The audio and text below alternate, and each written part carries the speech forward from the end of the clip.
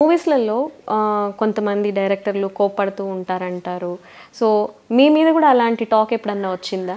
బోల్డంతా. నేను చాలామందిని ఒకప్పుడు లేండి తిట్టడం అంతా చాలా ఇదిగా ప్రవర్తించేవాడిని. ఇది మనకి నాకు కావాల్సింది రానప్పుడు అంతే తప్ప ఇంకేం కాదండి. వ్యక్తిగతంగా అంటే పరిచయాన్ని బట్టి, చనువును బట్టి, రిలేషన్ బట్టి ఉంటుంది. కానీ స్పాట్లో సరిగ్గా చేయకపోతే అలాగా నా మాటలు పడ్డవాళ్ళు ఉన్నారండి ఆర్టిస్టులు. ఇది గతం. ఎవర్ గ్రీన్ హీరోయిన్ అంటే వంశీ గారికి భానుప్రియ గారే అని అంటూ ఉంటారు కదా. సో నిజంగా భానుప్రియ గారు కొన్ని మూవీస్ అంటే మీ మూవీ అయిపోయిన తర్వాత అప్కమింగ్ మూవీస్ ఒప్పుకునేటప్పుడు కూడా మీ సలహాలు సూచనలు తీసుకున్నారు అనేసి అంటారు. వాళ్ళ అమ్మగారు కూడా మీకు చాలా బాగా క్లోజు అని చెప్తూ ఉంటారు. తన బిగినింగ్ డేస్లో నాతో మాట్లాడడం జరిగేది. ఇది పల్లా సినిమా చేయనా వద్దా, పల్లా క్యారెక్టర్ చేయనా వద్దా, ఇలాంటివి. అలాగే సితార సినిమా తర్వాత తను బిజీ అయింది. ఆ తర్వాత బిజీ అయింది కానీ తనని మోడర్న్ డ్రెస్సులు వాటితో ఆ కైండ్ ఆఫ్ సినిమాలు రావట్లేదు అని అంటే ఆ తర్వాత నేను తీసిన అన్వేషణలో ఈ మోడర్న్ డ్రెస్సులు అవి వేయడం జరిగిందండి. ఆ సినిమా కూడా బాగా ఆడేసరికి అన్ని రకాల వేషాలు తనకి వచ్చి అని తనే చెప్పినట్టు గుర్తు నాకు. ఇదంతా ఎప్పుడు మాట ఆవిడ్ని కలిసే నేను దాదాపు ఒక 35 years అయి ఉంటుంది.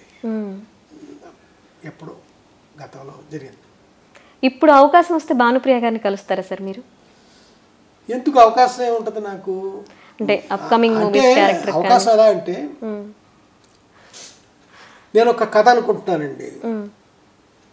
ఆ కథలో ఒక క్యారెక్టర్ ఉంది, ఒక అమ్మవారి క్యారెక్టర్. ఆ క్యారెక్టర్కి తను వేస్తే బాగుంటుంది అని కూడా అనుకున్నాను నేను. ఆ కథను నేను సినిమా చేస్తే తను సంప్రదిస్తే తను యాక్సెప్ట్ చేస్తే కలవచ్చు. మీ ఇద్దరు కాంబినేషన్లో మళ్ళీ వెండితెర మీద చూడాలని మేము కూడా అనుకుంటున్నాం సార్. ఎందుకు ఇన్నిసార్లు భానుప్రియ గారి పేరు ప్రస్తావించడానికి రీజన్ ఏంటంటే సార్, చెప్పాను కదా నేను మీ పెద్ద ఫ్యాన్, మీ వీడియోస్ కూడా ఫాలో అవుతూ ఉంటానని. అందులో నేను కొన్ని వినింది, చదివింది, చూసింది ఏంటంటే భానుప్రియ గారిని మీరు పెళ్లి చేసుకోవాలి అనుకున్నారు అని చెప్పేసి అలా అంటూ ఉంటారు. అది ఎప్పుడో గతం అండి, చాలా ఏళ్ళ క్రితం. అది ఎప్పుడు చాలా పాత కథ. అదే పెళ్ళైనా మళ్ళీ అమ్మాయి చేసుకుందాం అనుకుంటున్నాడు అలాగా. అది ఎప్పుడు చెప్పారు గతం. ఇవాళ ఎవరు లేరు నాకు. నా వైఫ్ కూడా చనిపోయింది.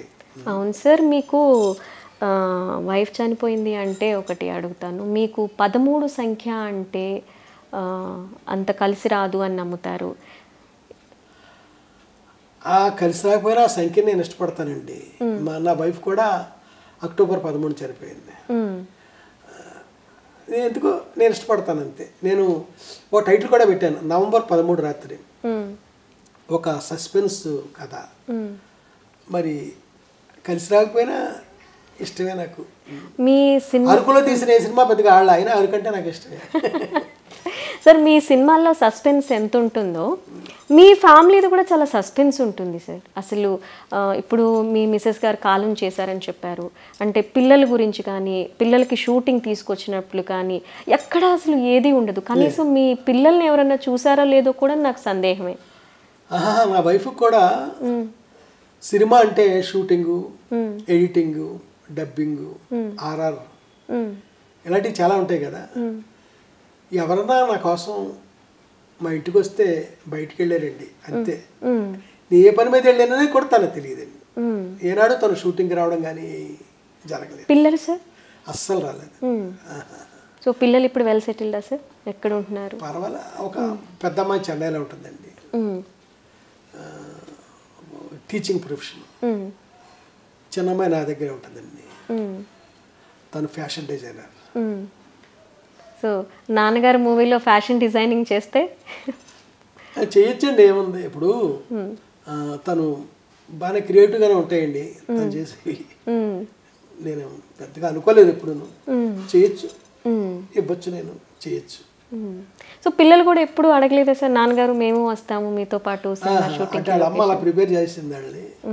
ఇప్పుడు వాళ్ళు ఏనాడు షూటింగ్ స్పాట్కి వెళ్ళడం కానీ వాళ్ళు కూడా వస్తారని కానీ ఎప్పుడు జరగలేదు.